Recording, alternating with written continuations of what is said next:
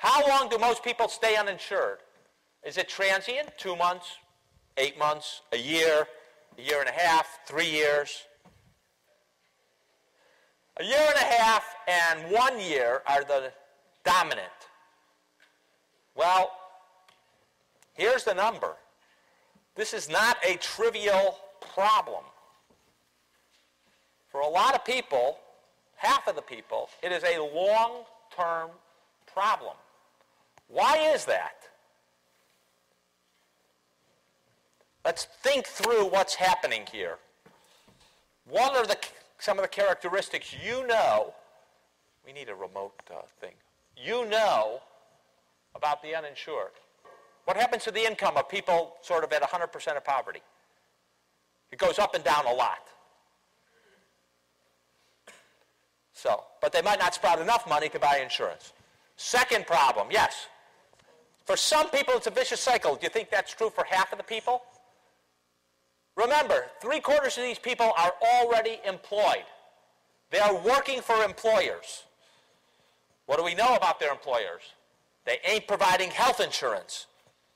Now, not a lot of them are flipping back and forth between jobs, especially in a kind of recession, right? So you're stuck. You're working. You're stuck with an employer who's not offering insurance. Most employers are not going from the I'm not offering insurance to I'm suddenly offering the insurance mode. Most of them are going, or at least some of them are going from I'm offering insurance and I ain't doing that ever again. It's too expensive, right? So one of the reasons that you've got a big proportion here of people who are long-term unemployed, long-term uninsured, not because they're unemployed. It's precisely because they are employed, but they're stuck with an employer who's not giving insurance, and he ain't hopping into the market. If we had a lot of uninsured because we had a lot of unemployment, right, then once people got a job, you might see a different scenario here. All right. Where are the uninsured? Are they in the red states, the blue states? For those of you who don't know, the red states, those are Republicans.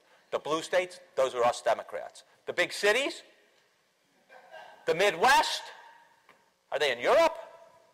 Where are the unemployed? Unemployed. Uninsured. So where are the uninsured? One of the things a cynic in the White House said about health care reform is that blue guys are passing a law that's going to benefit those red guys, and they don't appreciate it. So why is this so red?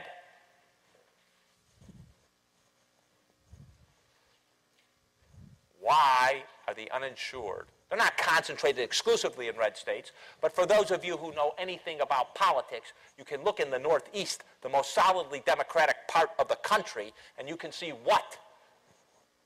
Looks an awful lot like it's the lowest uninsured rate in the country. Why is that? Why is that? Eligibility requirements for Medicaid are set by the states. And you can say, well, everybody who's under 200% of poverty, we're going to enroll in Medicaid. And then what happens? You have to pay more as a state to cover them. Or we could say, if you're an adult, childless, we're not covering you even if you're under 25% of poverty. I think that's Wyoming, which has the worst. So states have a lot of control. And places which don't believe in government solving state problems or don't like the poor aren't going to spend. Did I offend you? It's just acid indigestion, right? They won't spend the money. They'll have restricted Medicaid rules and eligibility, and they will end up with a lot more uninsured.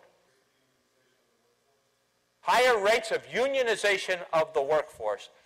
Given the fact that unionization is down around 10%, the variance may not be high enough to figure that out. There is one factor which we haven't gone into, and I think, hold on, I think I'm unlikely to go into, which is which employers provide insurance. We forgot that slide. Sorry. Which employers provide insurance? And when we get to the insurance section, I'm sure that Mark Pauly is going to talk about why it's more likely that big insurers provide insurance and small employers don't provide insurance. It has all to do with what the costs are for them. We will make sure Mark at least addresses that. We got a state program to provide insurance for people who are uninsured and poor. It's called Medicaid, or CHIP for children. We know that we're not enrolling 100% of the people. As a matter of fact, we enroll closer to 50%. I don't know the exact number off the top of my head.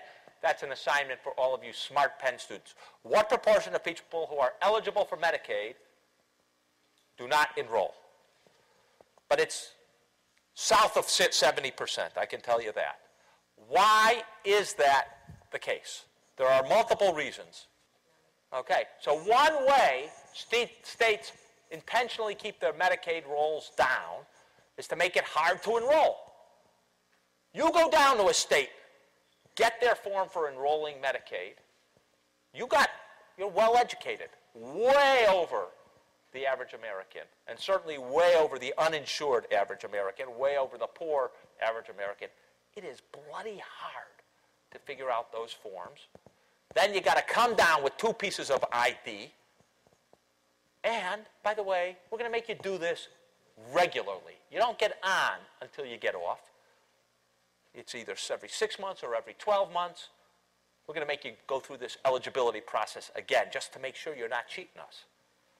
So that's one reason. States have a variety of very creative mechanisms to discourage people for signing on for benefits that they are legally entitled to.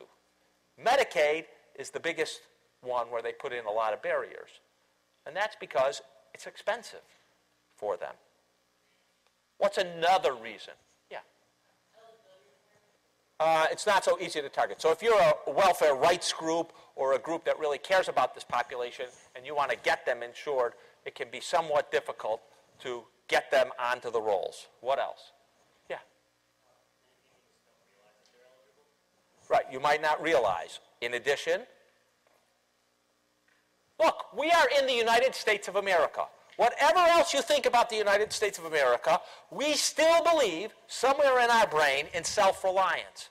And there is a good portion of the population that finds it embarrassing, offensive, to get government handouts, even if they need it. They don't want to be on welfare or Medicaid or food stamps. And we have made it stigmatized. Medicare, not stigmatized. Why? Everyone gets it, rich and poor. We're all in it together. I'm not signaling myself out as some poor schmuck who can't get a job by going on Medicare. I just happen to be 65. On the other hand, if I get Medicaid, I got like a big A, you know, on my chest, the scarlet letter. We made it that way. We didn't have to make it that way. Last reason. Look, we're in the land of America. What do most Americans believe, even if it's false? Tomorrow, it's going to be better. I'm not going through all that hassle signing up for Medicaid. I'm going to get a job in a month. I don't need it.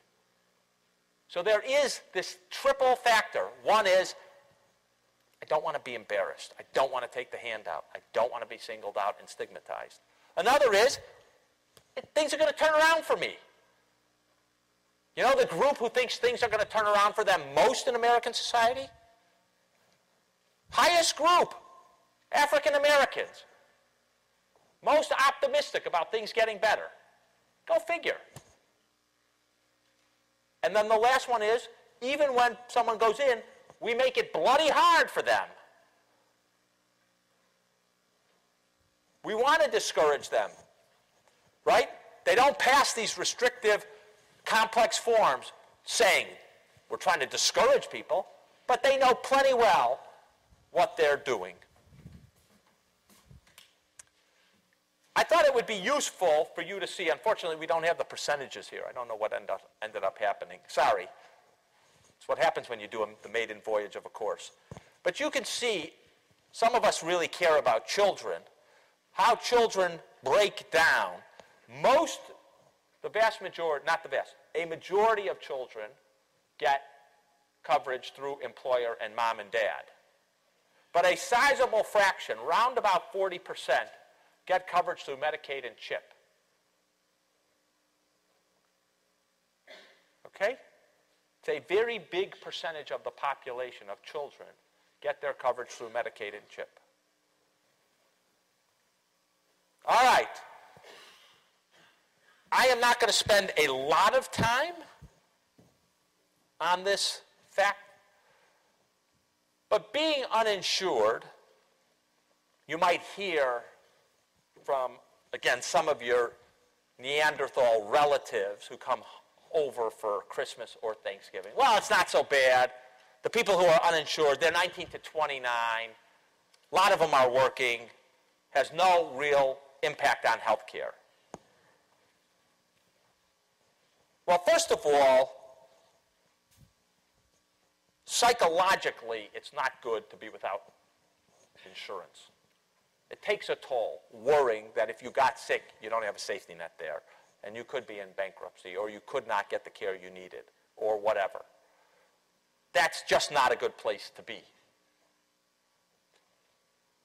But the other side of it is, we have good data now that if you're uninsured or you're on Medicaid, your health outcomes are bad. I'm an oncologist trained as a cancer doc, actually a breast cancer doc. And there are these data, which I have to say are one of the most disturbing data I have ever seen, that shows you if you got private insurance, your chance of surviving 5 years breast cancer, nearly 90%. I bet that was a data point most of you didn't know. Got diagnosed with breast cancer, 5 years later, 90% of the women are still alive. On the other hand, you got Medicaid or uninsured, your chance are 3/4. That's a 13% difference. There ain't no drug in breast cancer that makes a 13% difference. The best thing oncologists can do for their uninsured patients is get them insurance. Does a lot better job in improving their longevity than anything else. That is a very big difference. That's a hard data point. It's not a made-up data point. It's not subjective feeling. Do you feel better in the morning? It's not psychological. It's life or death.